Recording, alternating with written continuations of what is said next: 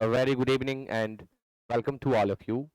In today's class, I'm going to explain English MTS previous year question of 2017, and it is set 29 that I'm going to explain. Question number 1 is, our soldiers sit in the top, hold the reeds, and can swiftly intervene as they proactively did in mid-June. Sentence में आप देख रहे हैं seat in the top, top के साथ इन का नहीं eight का यूज करते हैं, एट द टॉप, इसलिए आंसर ए होगा। इंटरवेन का अर्थ होता है हस्तक्षेप करना, बीच में टपक पड़ना।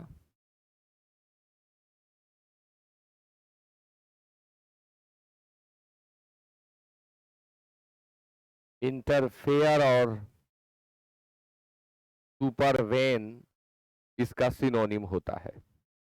आंसर 1 का ए होगा। Question number 2, earlier in June, Chinese troops have destroyed 2 of the old unmanned self-help bunkers. घटना जून की है, यानी टाइम जो यहाँ दिया हुआ है यह पास्ट का है।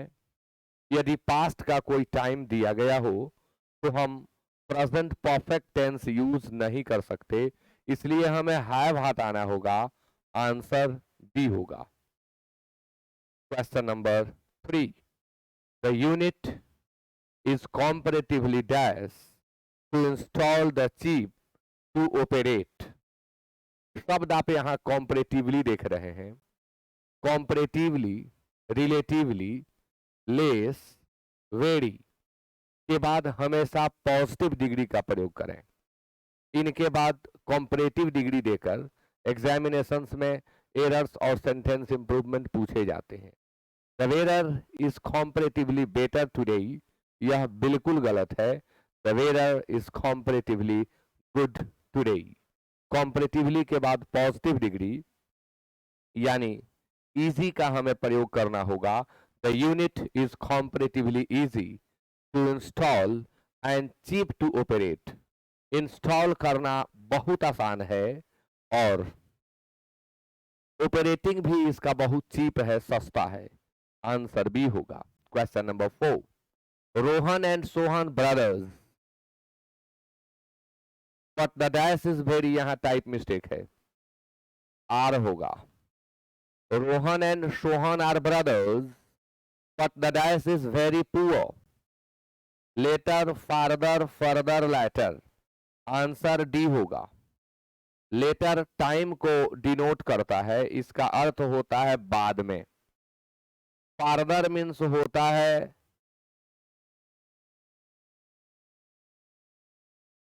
से अधिक दूर, फर्दर मीन्स होता है अगला या आगे, यह क्रम को व्यक्त करता है। और लेटर मीन्स होता है बाद वाला। तो रोहन एंड सोहन, पहले वाले को फॉर्मर कहेंगे रोहन को, और सोहन को लेटर कहेंगे, इसलिए आंसर होगा डी। क्वेश्चन नंबर 5, एरेंड, इसका सही प्रोनाउंसिएशन एरंड होता है, एरंड। इसका अर्थ होता है कार्य, खास तौर पर संवाद ले जाने का।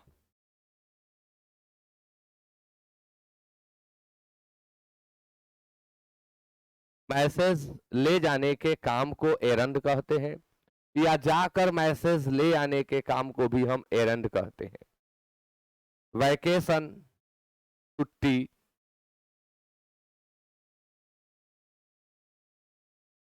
डिसरप्टिवनेस, रुकावट, बाधा, असाइनमेंट, सौंपा हुआ कार्य, हॉलीडे,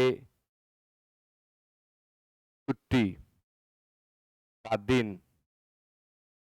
छुट्टी का दिवस। तो एरंड के लिए यहाँ असाइनमेंट को सेलेक्ट करना होगा। क्वेश्चन नंबर 6, डेस्पाइज सिनोनिम बताना है। ऑप्शन नंबर ए में एडमायर है, बी में अप्रिसिएट है, सी में अंडर वैल्यू है और डी में चेरिश है। डेस्पाइज घृणा करना, एडमायर प्रशंसा करना, एप्रिसिएट प्रशंसा करना, अंडर वैल्यू कम आंकना। इसका सही सिनोनिम होता है under estimate.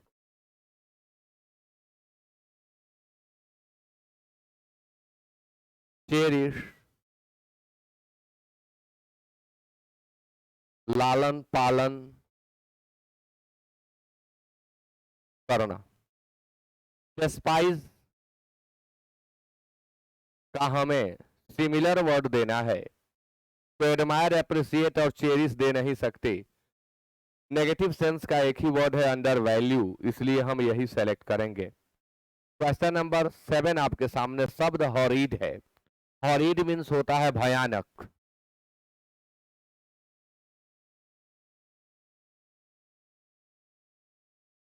Horrid, horrible, offensive, आक्रामक, प्लीजेंट सुखद, आनंददायक, वंडरफुल,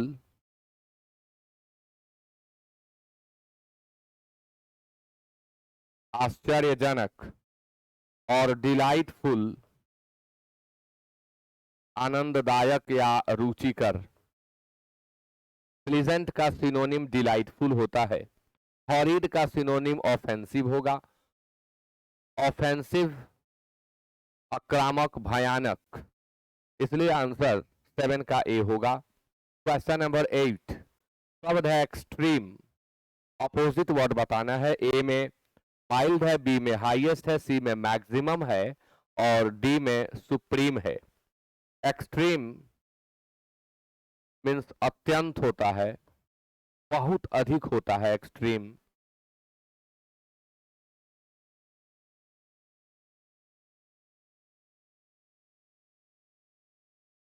माइल्ड मीठा,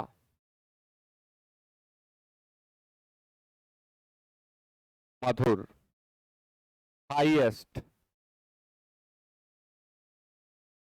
ऊंचा, इसे ऊंचा ना कह के उच्चतम कहें।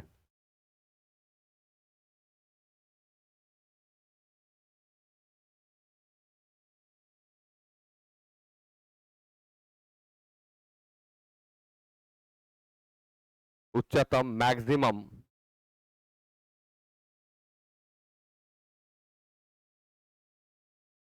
अधिकतम और सुप्रीम सर्वोच्च।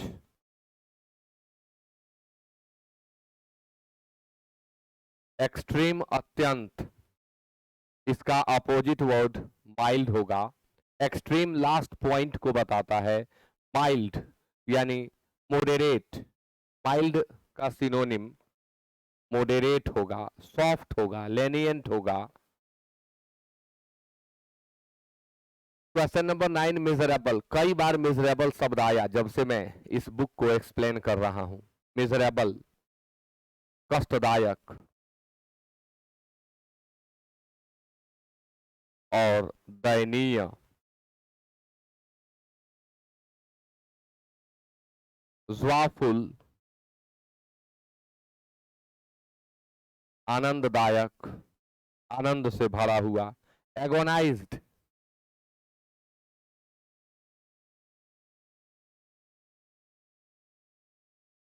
मानसिक रूप से पीड़ित। मानसिक यातना को एगोनी कहते हैं और एगोनी का वर्ब बनाते हैं, एगोनाइज्ड हो जाता है। एगोनाइज होता है उसका पास्ट पार्टिसिपल और एडजेक्टिव फॉर्म है एगोनाइज्ड। इन्फेरियर निकृष्ट,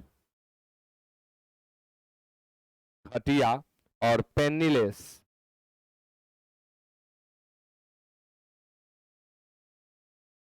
अत्यंत गरीब,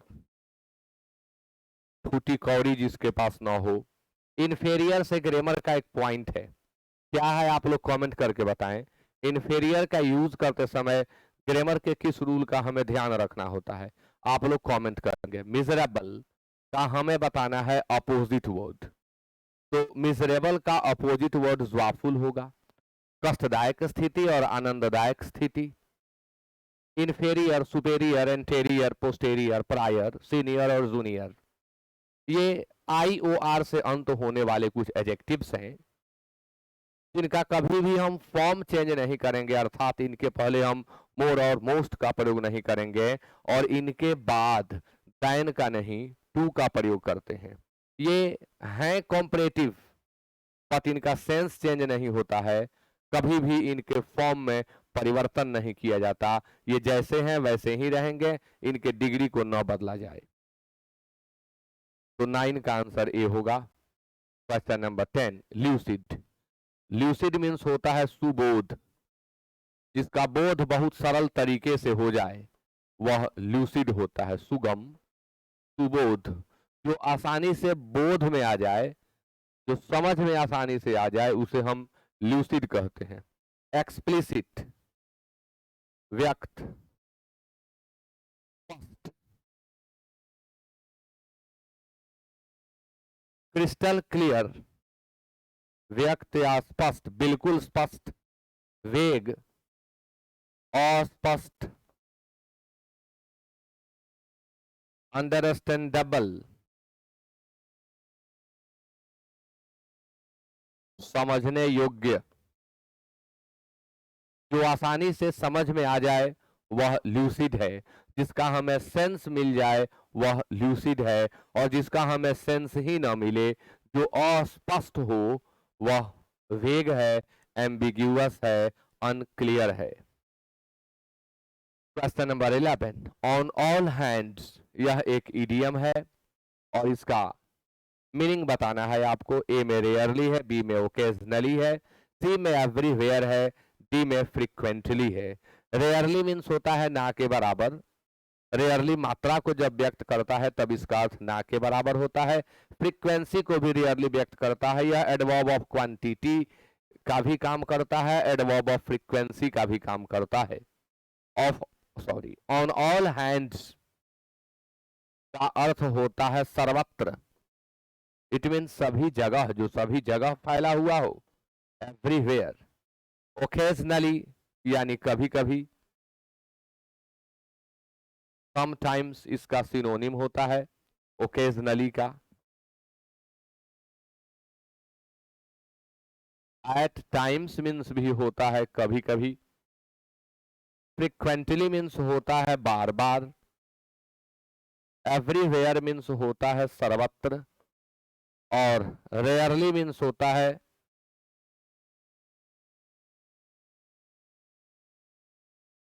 ना के बराबर या दुर्लभ स्थिति में, वह जिसे पाना मुश्किल हो वह रेयर होता है, और रेयर का एडवर्ब रेयरली होता है। 11 का आंसर सी होगा। Question number 12, hold on. आप भी यूज करते हैं फोन वगैरह आने पर कि जरा होल्ड करिए।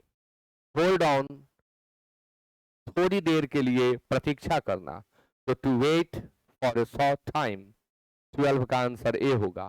Question number 13, both these systems are acting together, indicate a lot of rainfall activity in the city.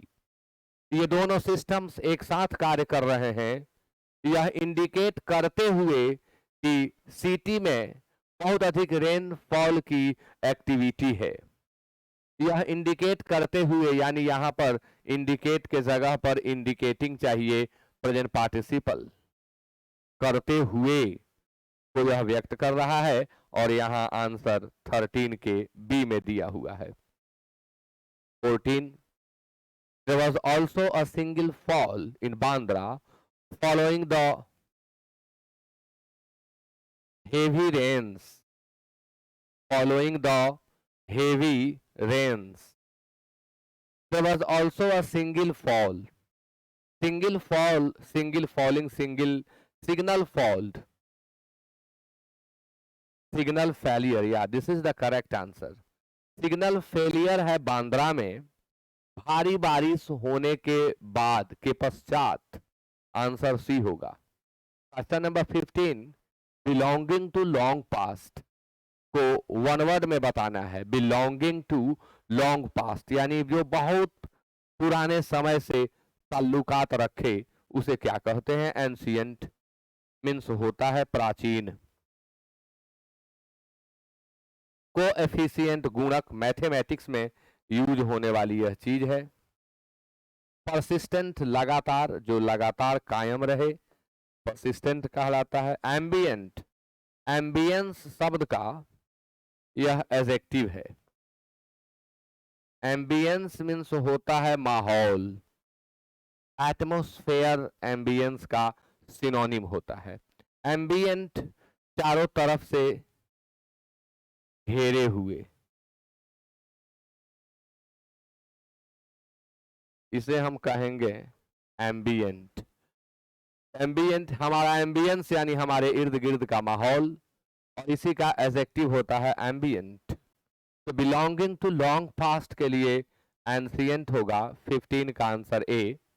Question number 16, to free prisoner on payment, किसी प्रिजनर को पेमेंट देकर मुक्त करना या कराना, क्या है यह? लेसन, पाठ होता है। हैंडसम, हैंडसम मीन्स होता है तांगा, घोड़ा गाड़ी। हैंडसम भी लगाएंगे तब सुंदर होगा, उच्चारण दोनों का सेम है। हैंडसम एंड हैंडसम, सुंदर वाले में डी साइलेंट रहता है। रैंसम, फिरौती,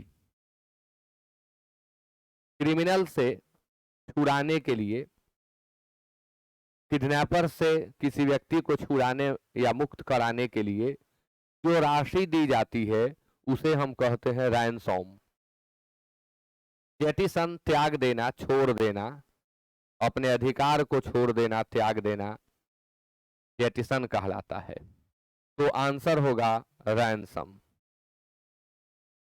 question number 17, correctly spelled word choose करना है, और यहां ग्लैमर दिया हुआ है। ग्लैमर मीन्स होता है शान, ग्लैमर मीन्स होता है आकर्षण। इसी ग्लैमर से एडजेक्टिव बनता है ग्लैमरस, ग्लैमरस आकर्षक। 18 में एक ही शब्द को 4 तरीके से लिखा गया है। कमेंट करके बताएं आंसर क्या होगा।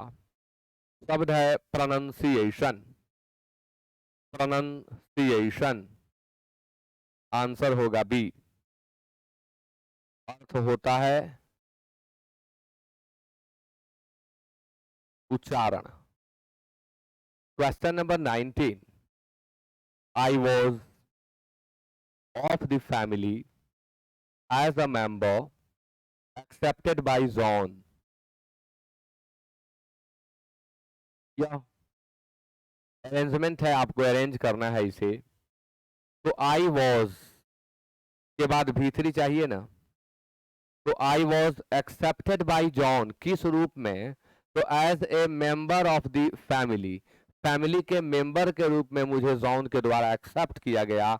RQP आंसर होगा, answer C.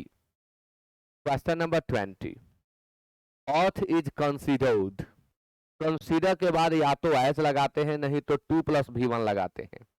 He is considered to be a lazy person, he is considered as a lazy person। तो अर्थ is considered as the only planet, एकमात्र ग्रह, अर्थ को एकमात्र ग्रह माना जाता है। suitable for the life existence in the whole universe। RPQ answer होगा, और RPQ डी में है। Question number 21 to 25 cloze test है। डेस्पाइट, डेस्पाइट से क्या ग्रामेटिकल टर्म है, क्या इसमें रूल हमें ध्यान रखना होता है, एक बार आप कमेंट करके बता दें। Despite the formation of various effective rules and regulations by the Indian government. भारतीय सरकार के द्वारा अनेक प्रभावशाली नीति नियम के निर्माण के बावजूद to dash and control the crimes against women. The dash and frequency of crimes against women are increasing day by, तो ये तो कंफर्म है ना कि डे बाई डे होगा।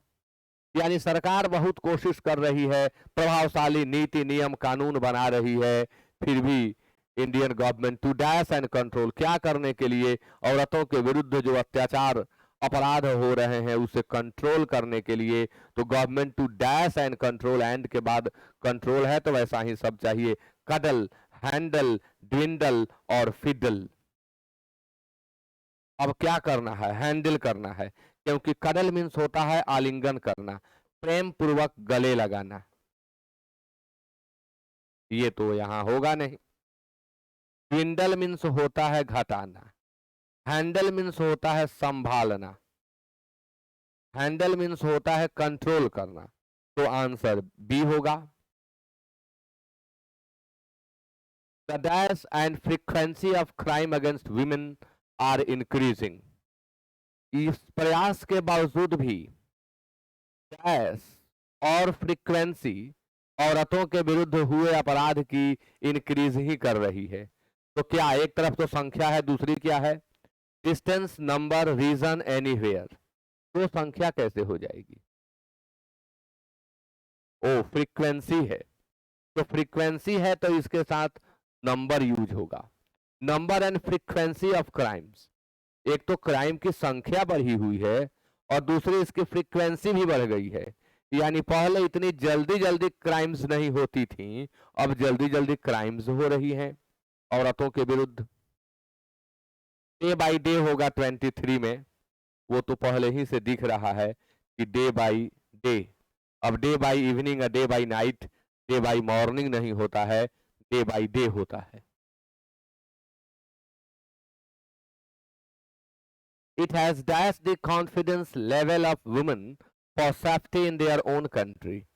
अपने ही देश में सुरक्षा, औरतों की सुरक्षा का जो कॉन्फिडेंस लेवल है वो डैश हुआ है। तो क्या होगा? बार बार अपराध होंगे तो लेवल गिरेगा नीचे, तो लेवल घटा है इसलिए डिक्रीज्ड होगा। इंक्रीज्ड तो बढ़ने को बताएगा, न्यूट्रलाइज मतलब होता है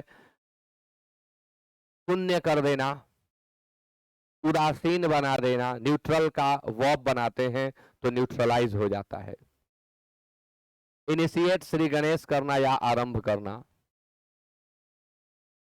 We should not dash the government because women's safety is not only the responsibility of government only, rather it is the responsibility of each and every Indian citizen, especially men who need to change their mindset for men.